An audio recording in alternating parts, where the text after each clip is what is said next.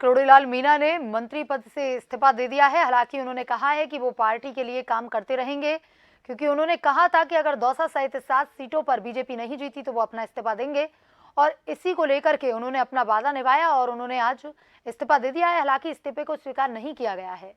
वहीं इसी खबर पर ज्यादा जानकारी के साथ हमारे संवाददाता अनिल हमसे लाइव जुड़ चुके हैं।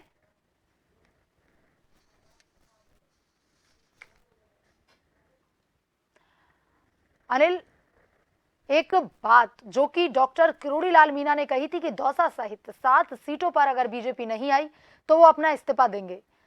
बाद जब 4 जून को रिजल्ट घोषित हुआ तो तभी उन्होंने एक ट्वीट किया, जिसके जरिए उन्होंने बोला कि रघुकुल रीत सदा चली आई, प्राण जाए पर वचन न जाए। हालांकि ये तारीख निश्चित नहीं थी कि इस्तीफा कब देंगे, लेकिन आज उन्होंने इस्तीफा अपना दे दिया है।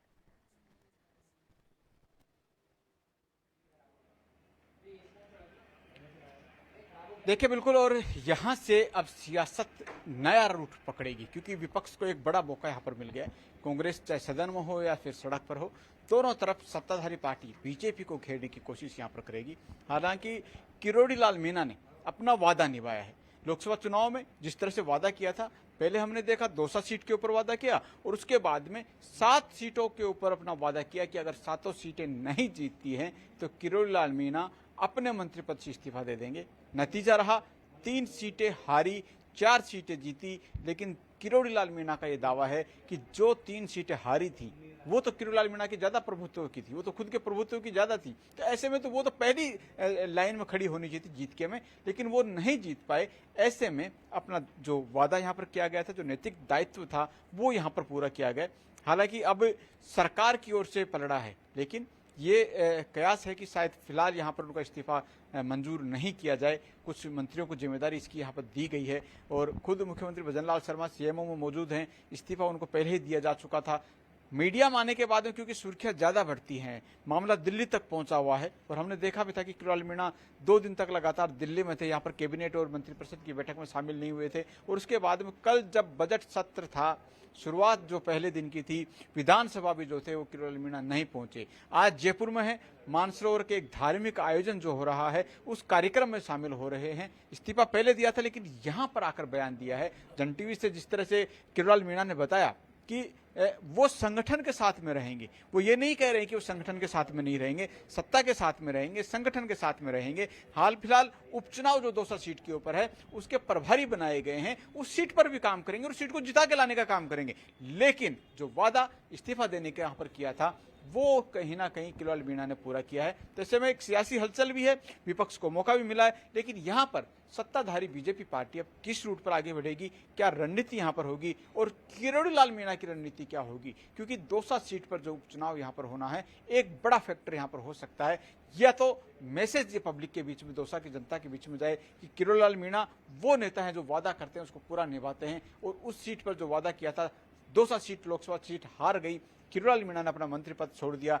ऐसा इस तरह का प्रेशर शायद पब्लिक के माइंड पर हो सकता है कि दौसा जब विधानसभा का उपचुनाव हो तो वहां पर पब्लिक को अपनी तरफ करने में कहीं ना कहीं पहल यहां पर कर पाए, पब्लिक का आकर्षण जो है किरोड़ीलाल मीणा अपनी तरफ खींच पाए। लेकिन अभी दूर की बात है उपचुनाव, लेकिन फिलहाल जो सियासत यहाँ पर गर्म हो रही है, जोर पकड़ रही है, उसमें विपक्ष भी अब हमलावर होता हुआ दिखाई दे रहा है। जिस तरह से पीसीसी चीफ गोविंद सिंह डोटासरा ने साफ तौर से कहा है कि वादा किया था, उन्होंने कहा था कि प्राण जाए या वचन जाए, तो प्राण भी बचा लिए और वचन भी उन्होंने निभाया है। तो एक तरह से विपक्ष के हाथ में भी कहीं ना कहीं इस इस्तीफे के बाद में सरकार के ऊपर हमलावर होने का कहीं ना कहीं एक तरह से कहा जा सकता है कि मुद्दा यहाँ पर मिल गया है और हमलावर ज्यादा कहीं ना कहीं विपक्ष यहाँ पर होगा।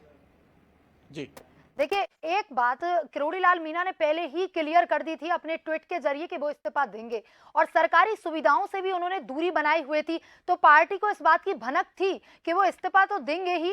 अब आगे का क्या कुछ प्रोसेस होगा, क्योंकि मान मनुहार का दौर जो है वो जरूर चलेगा ही।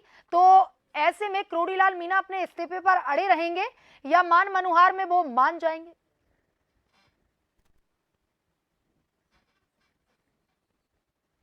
किरोड़ीलाल मीणा के ऊपर निर्भर करता है कि आखिरकार अब उनका स्टेप क्या होता है अगला।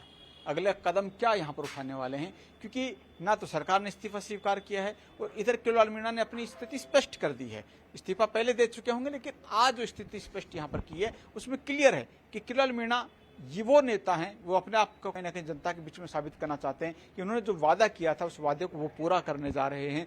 4 जून को जो ट्वीट किया था उसमें स्पष्ट कहीं ना कहीं झलक दिखाई दे रही थी कि अभी नहीं तो आने वाले समय में समय तय होगा, कुछ तिथि तय होगी, कुछ ऐसा प्रयोजन देखा जाएगा जहां पर किरोड़ीलाल मीणा अपना इस कदम को उठाएंगे और आज ये जो है अपना वादा पूरा कहीं ना कहीं करते हुए दिखाई दे सकते हैं। अब संगठन के साथ में वो रहेंगे। किरोड़ीलाल मीणा ने कह दिया है कि वो ना तो संगठन से दूरी बनाएंगे, ना सत्ता से दूरी बनाएंगे, ना कामकाज से दूरी बनाएंगे। वो तमाम जो सत्ता संगठन के कामकाज हैं उनमें पूरी भूमिका अदा करते रहेंगे। लेकिन हमने देखा था कि जब से लोकसभा चुनाव के नतीजे आए, सचिवालय नहीं पहुंचे, सरकारी कामकाज नहीं देखा और सरकारी कामकाज में खासतौर से मंत्री पद का जो दायित्व है उसके फाइलें जो हैं वो फाइलें यहाँ पर नहीं निपटाई हैं और कैबिनेट और विधानसभा तक की दूरी यहाँ पर बनाई। तो ऐसे में ये कयास अपने आप में पहले से थे कि किरोड़ीलाल मीणा जो है वो इस्तीफा जरूर देंगे। मानवनोबल की बात जहाँ तक है, क्योंकि 4 जून के बाद से संगठन के स्तर पर ये तमाम चीज़ों और कयास का दौर चल रहा था। मीटिंगों में भी कई बार इसका जिक्र यहाँ पर किया गया था